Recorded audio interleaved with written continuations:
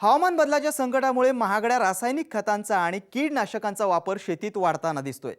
एकीकडे हवामान बदलाचं संकट तर दुसरीकडे वाढत्या उत्पादन खर्चाचं संकट। यानंतर बाजारातले भाव पडणं असो किंवा हमी भावच नसणं असो, या सगळ्या संकटांनी प्रत्येक शेतकरी ग्रासलाय। याला कांदा उत्पादकही अपवाद नाहीत। या संकटांच्या बाजू लक्षात घेऊन सोलापूर जिल्ह्यातल्या मोडणीमच्या शरद शिंदेंनी निविष्ठा विकत न आणता होणाऱ्या नैसर्गिक पद्धतीचा शेतीचा स्वीकार केलाय। या शेती पद्धतीचा फायदा होत असल्याचं त्यांच्या लक्षात आलंय।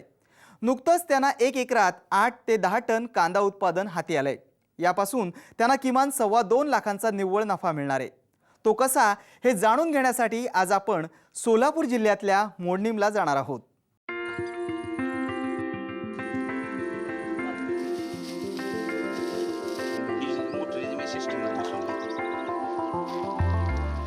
पुणे राष्ट्रीय महामार्गालगत असलेल्या मोडणीम गावात शरद शिंदेंची 3.5 एकर शेती आहे।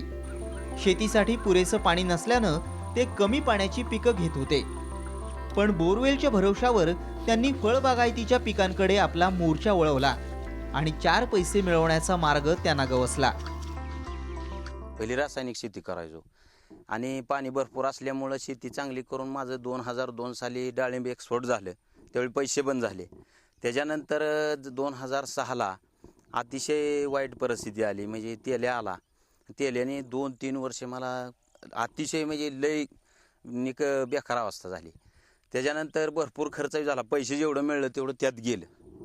मग त्याच्यानंतर आता गेल्या वर्षी साधारण जानेवारी-फेब्रुवारीला बळेवाडीला मला माहिती मिळाली की पाळेकर सरांचं तिथं प्रशिक्षण आहे, म्हणजे कार्यशाळा। ते आमचे बादशे त्यांनी मला माहिती दिली आणि त्यास आम्ही दोघं मिळूनच गेलो। गेल्यानंतर त्यांचं सगळं 4 दिवसाचं ते कार्यशाळा अटेंड केली मी। दरम्यानच्या काळात ते पपईसारख्या फळपिकांची शेती करू लागले, पण वाढत्या उत्पादन खर्चानं ते हैराण झाले होते। या काळात त्यांना नैसर्गिक शेतीतज्ञ सुभाष पाळेकर यांच्या निसर्ग शेतीविषयी माहिती मिळाली। मग त्यांनी पपईचं पीक नैसर्गिक तंत्रानं घ्यायला सुरुवात केली। मला पपईमध्ये इतकं बेस्ट सगळं मिळालं। काही लोक त्यांची येऊन बघून गेले आणि पपईचं माझं ॲव्हरेज म्हणजे साधारण मला 25 ते 30 टन पपई त्याच्यामध्ये मिळली। 1100 बुड होतं माझ्याकडे आणि मला मल्चिंगला काय नव्हतं त्यावेळी माझ्या रानात, म्हणजे उन्हाळा दुष्काळ परिस्थिती असल्यामुळे पाणी कमी, बोरवरच माझं आहे, विहीर नाही काय नाही। पण ते मला मल्चिंग करा म्हणले सर। मी मल्चिंग बाहेरनं 5 आणून केलं। मी थोडं बाहेरनं पाहुण्याच्या तिकडं ऊस असल्यामुळे त्यांच्याकडनं 5 आणलं आणि मल्चिंग केलं। त्यामुळे पाण्याची भयानक बचत झाली। पाण्याची बचत झाली, गारवा हल्ला नाही। पपईचं मार्केट मला चांगलं सापडलं। माझं पहिल्यांदा थोडं मार्केटला माल गेला, त्याच्यानंतर रिलायन्सवाल्यांनी येऊन माझा माल घेऊन गेले। त्यांनी ती चेक केला माल, त्यांच्या पद्धतीने चेक केला। ती कसा केला मला माहीत नाही, पण त्यांना माल ती म्हणले रेसिड्यू ह्याच्यामध्ये नाही काय, त्याच्यामुळं आम्हाला ही माल चालतोय द्या।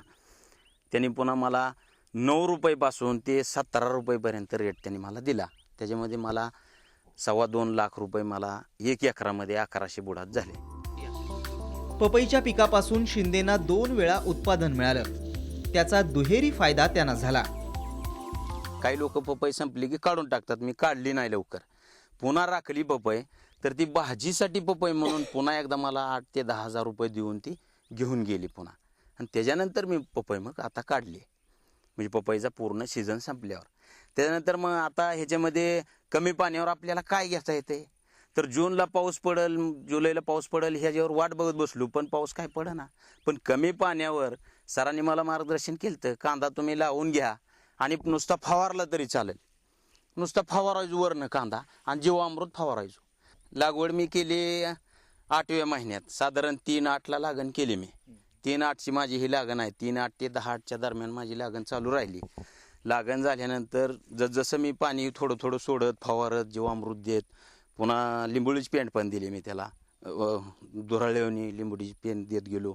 त्याच्यानंतर जीवामृतचा मारा मात्र भरपूर केला मी। 8-10 दिवसाला जीवामृत द्यायचो। वरनं ताक फवारले, त्याच्यानंतर ब्रह्मास्त्र फवारले, पुन्हा आपलं 10 पर्णी अर्क पण घेतला होता मी। त्याच्यातनंच मी काय केलं, पुन्हा मिरचीची पण लागण केली आणि पपईची लागण आता मी त्यातच केलेली आहे। म्हणजे अजून कांदा बारका होता त्यावरच मी लावून घेतलं ते। यंदा शिंदेंनी पावसाळ्यात 3 महिन्यांच्या कांदा पिकाचे नियोजन केलं। यासाठी जीवामृत, दशपर्णी अर्क, निंबोळी अर्क कळकट ताक यासारख्या निविष्ठांचा वापर करण्यात आला. कांद्याचं पीक आहे 3.5 महिन्याचं. 3.5 ते पूर्ण निघून जाईपर्यंत 4 महिने जातात. तोपर्यंत पपई वर आली आणि आता मी कांदा काढलाय आणि पपई आता वर आली. आता पपईला म्हणजे आयतं माझं स्टँड तयार झालं. त्यामुळं माझे साधारण 2 महिने ही पाण्याचं वाचले आणि पपई माझी आता तयार झाली. साधारण आता इथं मांडीला लागते, गुडघ्याला लागते. म्हणजे 2 महिन्याची पपई चांगली आली. आता इथून पुढं आता मला पपईलाच थोडं पाणी द्यायला हरकत नाही. कांद्याचं काय नाही, कांदा आता तुम्ही बघितलायच. कांदा माझा साधारण 8 ते 10 टन निघेल, 9 टन निघेल, 10 टन निघेल, 8 ते 10 टन कांदा निघेल. मी कालच पुण्याला जाऊन आलोय. पुण्याला जाऊन तिथं वखार महामंडळीच भेट घेतली, मॉलवाल्यांची भेट घेतली, आपल्या लोकांची भेट घेतली, आपली 0 बजेटचे लोक आहेत तिथं खपवणारी, त्यांची भेट घेतली. ह्या सगळ्यांच्या माध्यमातून 30 ते 35 रुपयाचा कांदा त्याने मुळ्या पात न काढता मागितलाय. 30 रुपये ते 35 रुपयेपर्यंत मागणी त्यांची आहे, पण माझी मागणी 50 रुपयानं जावं असं आहे. कारण एकही कांदा आज 5-6 दिवस झाले मी उपटून टाकला. एक कांदा माझ्यात नासका कुठं मिळालेला नाही, नासू शकत नाही अशी माझी खात्री आहे. ह्याच्यात काहीच केमिकल नसल्यामुळं 6 महिने कांदा नासणार नाही, फक्त ही सावलेलं राहिला. शिंदेंनी ऑगस्ट महिन्यात सरीवर कांद्याची लागवड केली होती, तर रोपांची निर्मिती देखील घरीच केली होती. त्याचा आज चांगला फायदा त्यांना झालाय. कांद्याच्या पिकाला वारंवार जीवामृताचे डोस आणि फवारी केल्यानं कमी पाण्यात कांद्याचं पीक जोमानं घेण्यात शिंदेंना यश मिळालं. जीवामृतामुळे कांद्यावर रासायनिक खतं आणि कीडनाशकांवर होणारा हजारो रुपयांचा खर्च वाचलाय. जीवामृत तयार करण्याची पद्धत जी आहे, ही पद्धत अशी आहे. ह्याला देशी गाईचं शेण, गोमूत्र, बेसन, गूळ हे लागतं आणि बांधावरची माती. तर ह्याचं प्रमाण काय आहे, साधारण 200 लिटर पाणी, त्यामध्ये 10 किलो शेण, 10 किलो म्हणजे गाईचं शेण, 10 किलो गाईचं शेण आणि 5 लिटर गोमूत्र, त्याचबरोबर 1 किलो गूळ, काळा असला तर अतिउत्तम, काळा गूळ आणि 1 किलो बेसन एवढं टाकून, आणि महत्त्वाचं म्हणजे बांधावरची माती किंवा झाडाखालची माती, हे साधारण 1 मुठभर माती हे टाकून साधारण 48 तास हे रोज सकाळ संध्याकाळ साधारण अशा घड्याळ्याच्या काट्याच्या दिशेनं ढवळत राहायचं आहे 48 तास. आणि 48 तासानंतर आम्ही काय करतो, 48 तासानंतर हे जीवामृत तयार होतं.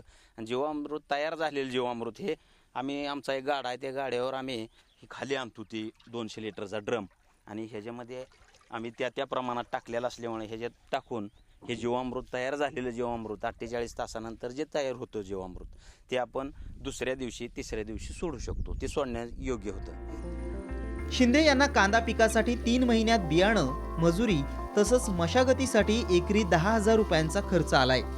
तर यापासून त्यांना 8 ते 9 टन कांदा उत्पादन हाती आलंय. यापैकी उत्पादनाचे 10,000 रुपये वगळता त्यांनी विषमुक्त पद्धतीनं कांदा पिकवला असल्यानं प्रति किलो 30 रुपयांनी मागणी आली आहे. यापासून त्यांना किमान 2.25 लाख रुपयांचा निव्वळ नफा मिळणार आहे. आता काळोखी कमी वाटते, आज आपल्याला त्याची ग्रोथ कमी वाटते, त्यावेळेला मात्र आपण तो निर्णय त्या वेळेला घेतला पाहिजे. जीवामृत खालनं पण तेवढंच दिलं पाहिजे आणि वरनं पण स्प्रे चालू राहिले पाहिजे. त्याचबरोबर ताकाची फवारणी, साधारण 4 फवारण्या जीवामृताच्या झाल्यानंतर 1 फवारणी ताकाची आम्ही घेतो. त्याच्यानंतर आपल्याला कीटकनाशकाचा प्रादुर्भाव वाटला तर आपण दशपर्णी अर्क घेतो, ब्रह्मास्त्र घेतो, पुन्हा निमास्त्र घेतो, किंवा आपण तंबाखू भिजू घालून थोडीशी बुकटी, तंबाखूची बुकटी साधारण 500 ग्रॅम भिजू घालून ती जर संध्याकाळी भिजू घातली आणि सकाळी वस्त्रगाळ करून ती पण 500 लिटर पाण्यामध्ये टाकून जर फवारलं तर त्याचा सुद्धा उपयोग आपल्याला चांगला झालेला दिसून आला आहे. कांद्याचा प्रयोग यशस्वी झाल्यानंतर शिंदेंनी आता डाळिंबात ज्वारी, बाजरी, चवळी आणि भाजीपाल्याचं आंतरपीक घेतलंय. यामुळे येत्या काही महिन्यातही शिंदेंना चांगलं उत्पन्न मिळणार असल्याचं दिसतंय. ही माझं डाळिंबाचं 1 एकर क्षेत्र आहे. ह्या 1 एकरामध्ये साधारण 450 ते 500 बुडाची लागण आहे माझी. साधारण मी ज्वारी पण घेतली, मधनं ज्वारी घेतली, त्याच्यानंतर चवळी घेतली, बाजरी घेतली, अजून त्याच्यामध्ये झेंडू लावला आहे. हे सगळं त्याच्यातनं घेतलेलं आहे मी. आणि आता बघितलं तुम्ही, साधारण झाडाची जर परिस्थिती बघितली, काळी भंगार झाडं झाली, ती वाढ चांगली आहे. जीवामृत आता द्यायला चालू केलं आहे डाळिंबाला. आणि ह्या ज्वारीवर म्हणजे महत्त्वाचं जीवामृत फवारले, त्यामुळे ज्वारीत बाकीच्या बी ज्वाऱ्या बघा आणि आपली ज्वारी बिगर पाण्याची आहे, ज्वारी पण बघा एकदम जोरात आली. ह्याला आपण जीवामृत 10 लिटरने घेतले, म्हणजे 200 लिटरला 10 लिटर जीवामृत असं घेऊन ह्याच्यावर एक्सप्रे दिलेला आहे. अतिशय चांगलं मला रिझल्ट आहे. रासायनिक खतांना फाटा देऊन जीवामृत आणि दशपर्णीच्या वापरानं शेती फायद्याची करता येऊ शकते, हे शिंदेंच्या उदाहरणावरून दिसतंय.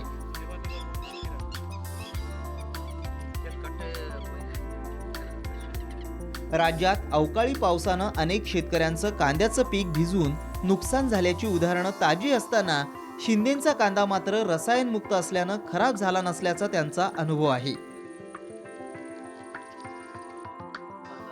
त्यामुळे सुभाष पाळेकरांच्या भयमुक्त, विषमुक्त आणि कमी खर्चाच्या शेती पद्धतीकडे वळण्यास हरकत नसल्याचं शिंदेंचं म्हणणं आहे. एकदम भुसभुशीत जसं पाहिजे तसं कापसावरनं चालले तुम्हाला वाटतंय. एकदम बेस्ट आज झालेला आहे. मला ह्याचा अतिशय चांगला रिझल्ट 1 नंबर आलेला आहे. सुभाष पाळेकर साहेबांचं मी शतशः आभारी आहे. आणि तसा त्या माणसाचा जन्म खरंच शेतकऱ्यासाठी झाला आहे. फक्त लोकांनी त्यांचं घेतलं पाहिजे, त्यांच्या कार्यशाळेत जाऊन बसलंच पाहिजे. एकदा बसून उपयोग नाही, 2-3दा कार्यशाळा अटेंड केली पाहिजे. त्यावेळी सगळं शेतकऱ्याला कळतंय, नाहीतर कळत नाही. लय अवघड का. आज राज्यातला प्रत्येक शेतकरी नैसर्गिक आपत्तीमुळे संकटात आहे. अशा वेळी नैसर्गिक पद्धतीनं शेती करणाऱ्या शेतकऱ्यांचं मात्र नुकसानीचं प्रमाण कमी आहे, तर मिळणाऱ्या उत्पन्नाचं प्रमाणही शाश्वत आहे. शिंदेंच्या उदाहरणावरून ते दिसून येतंय. त्यामुळे नैसर्गिक शेतीचा मार्ग येणाऱ्या काळात शेतकऱ्यांना खुणावणार हे नक्की. भारत नागणे, साम टीव्ही, पंढरपूर.